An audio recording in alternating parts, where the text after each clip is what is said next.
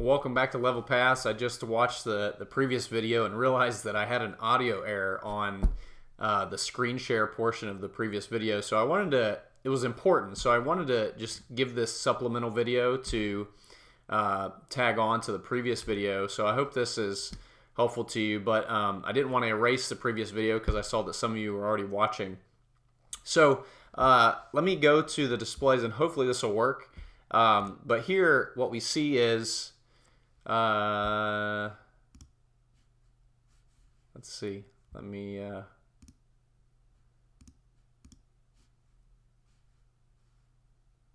right, it's not working again. So I'll try again later.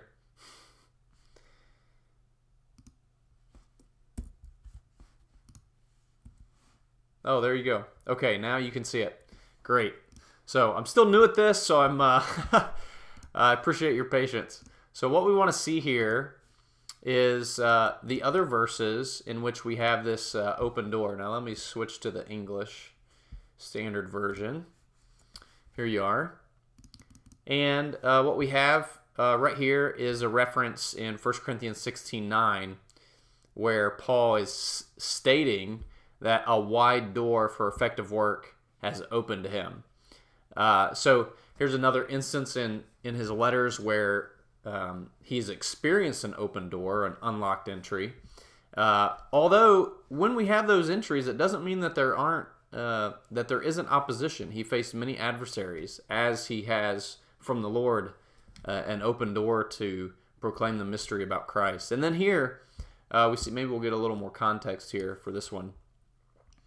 But he says, when I came to Troas to preach the gospel of Christ, even though a door was open for me in the Lord, my spirit was not at rest because I did not find my brother Titus there. So here he is. He has an open door of entry, although he has some relational angst because he's just concerned for Titus. So even when we have open doors, there's things that either adversaries or other things in our mind that can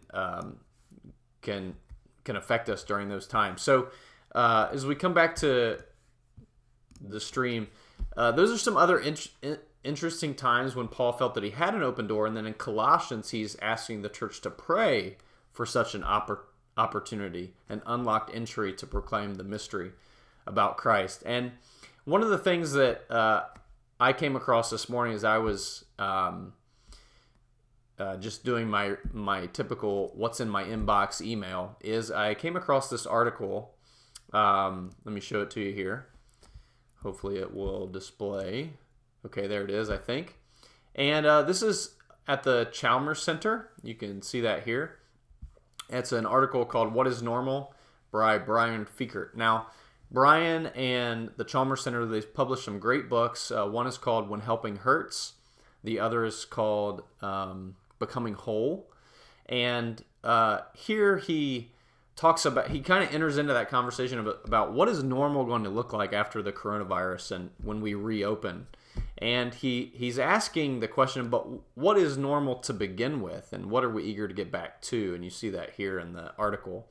But he has this video. It looks like he's doing maybe a daily video. I'm not sure exactly what this is. I haven't seen the other episodes, but he calls this Word of Hope for Today, and he asks this question, what is normal? And what he does in the video, I'll just summarize, is he talks about what does biblical Christianity say about human flourishing? What is a human? What makes us human? For what purpose did God create humans? How does work? But a lot of us are concerned about our work right now, unemployment. What will my work look like when I get back to work? Even adjustments that we're making to our work in the present. He talks about that. He talks about Western civilization a little bit and how it trends toward the goal of sort of a very materialistic covering of relational pain. And he says that's kind of what we were headed toward here, that even though materially and economically global poverty rate has shrunk and shrunk and shrunk as capitalism has spread, however, happiness or joy has really not, it's really gone the other way. And so he talks about how materialism has really sort of covered relational pain because we feel an incongruity to what we are created for versus how our reality is actually functioning on the earth as Westerners. And so it's very interesting that we were created for relationship and doing this mission together.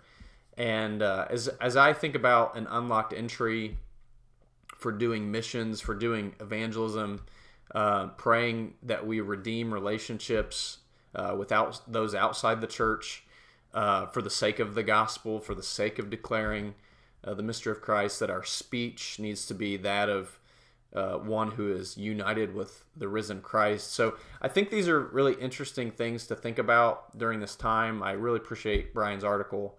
I invite you to really check out the presentation, watch the video. It's about 25 minutes of a presentation, and then he does Q&A with, I think he's with students at a particular seminary in the Texas, maybe Dallas-Fort Worth area.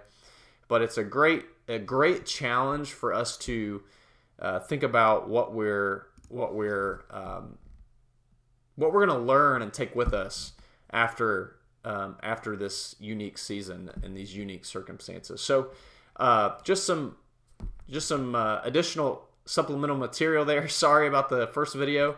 I hope this fills in that gap that was lacking in the previous video.